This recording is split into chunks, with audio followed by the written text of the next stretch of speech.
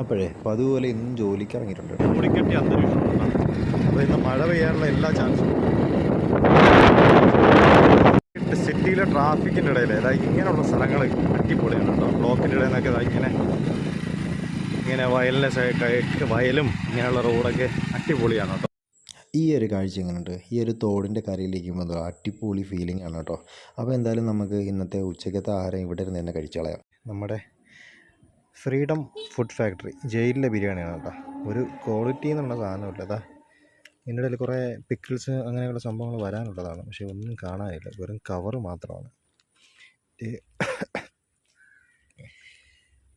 ഒരു പീസ്, ഒറ്റ piece, 2 piece, 70 രൂപയാണ് ഇതിൻ്റെ വില. 70 രൂപ.